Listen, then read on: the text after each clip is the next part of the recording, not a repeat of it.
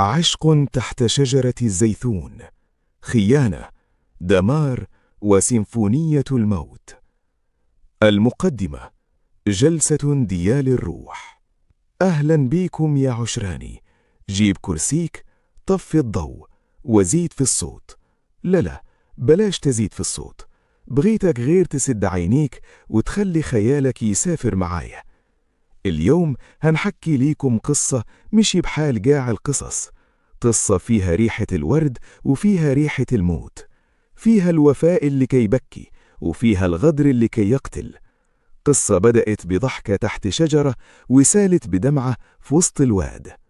أنا قصص ممنوعة، واليوم هنعيش وسط عالم ماجدولين وستيفن. يلا اجبد لي ودنيك مزيان وتخيل معايا هذا الفيلم. الحلقة الأولى: السحر اللي كاين في السكوت. كنا في واحد القرية صغيرة في فرنسا، الطبيعة تما كتهدر والشجر داير بحال شي لوحة مرسومة. تما كان ساكن واحد السيد سميتو مولر، راجل كيبيغ الورد والنباتات، وعنده بنت سميتها ماجدولين. ماجدولين مشي غير بنت عادية، كانت هي النوارة ديال ديك الدار، زينها هادئ وصوتها كيسحر الطيور.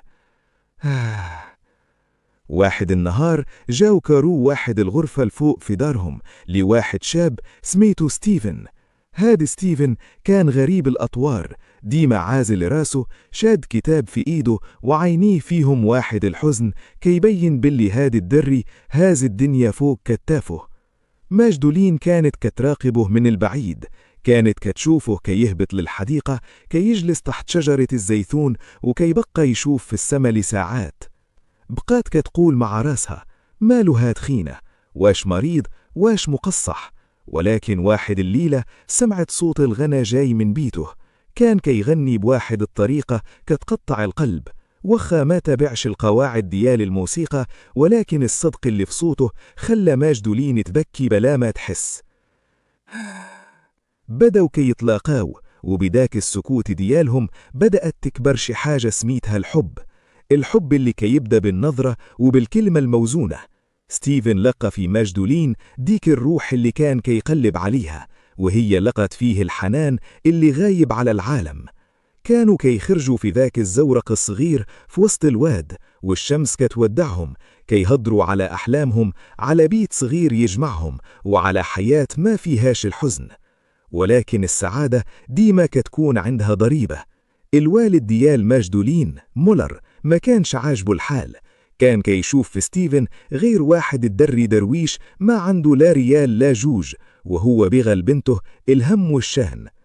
واحد النهار ستيفن كان غادي للحديقة فرحان، ولقى مولر واقف كيستناه، وجهه كان قاسح بحال الحجر.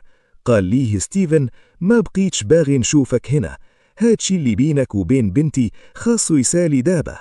ستيفن تخلع، الدنيا دارت بيه، مشى كيجري لعند ماجدولين، لقوا راسهم في لحظة الوداع كتقطع القلب. شو داروا؟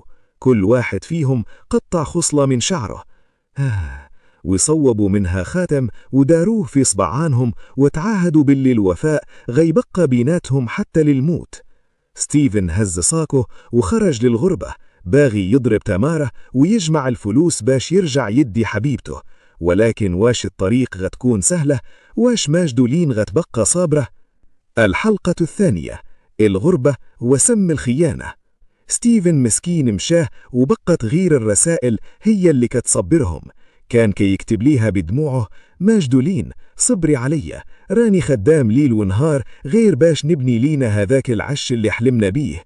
وهي كانت كتجاوبه: أنا معاك، والعهد اللي بيناتنا هو حياتي. ولكن المصائب ما كتجيش بوحدها.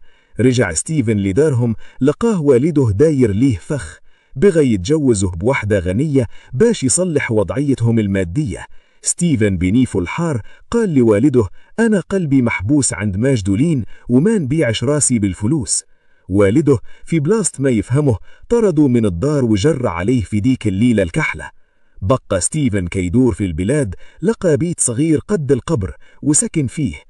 كان معاه صاحبه إدوارد، دري حتى هو على قد حاله، وكانوا كيتشاركوا اللقمة والهم. إدوارد كان كيشوف ستيفن كيفاش كيتعذب على قبل ماجدولين، وكان كيقول ليه صبر يا صاحبي، ربي ما كيضيقها غير باش يفرجها.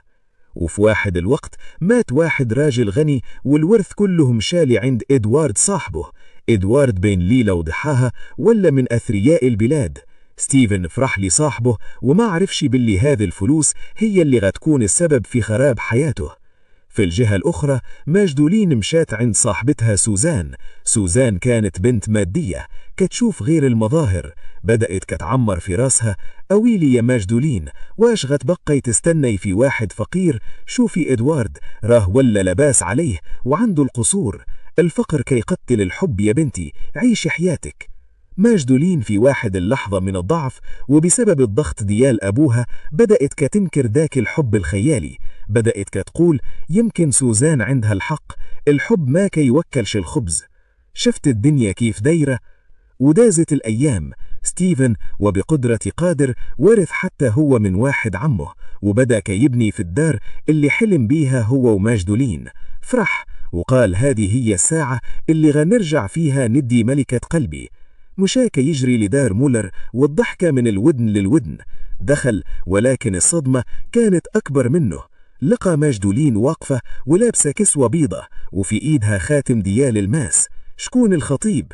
إدوارد صاحبه اللي شارك معاه الملح والطعام. ستيفن شاف في صبعها ما بقاش الخاتم ديال الشعر ولا الماس اللي كيلمع وكيعمل قلوب. تم ستيفن حس باللي الروح دياله تسرقت منه. طاح الأرض والظلام غطى عينيه. ادخل السبيطار، كان بين الموت والحياة. المرض دياله مشي جسدي، كان مرض ديال القلب اللي تهرس. ماجدولين جات تزوره هي وإدوارد. تخيل معايا القباحة فين توصل، جاية مع راجلها اللي هو صاحبه تزور الحبيب اللي غدرت بيه. لما خرج ستيفن قرر يدير بلوك لكل شيء. قال صافي، الحب كذبة والوفاء خرافة.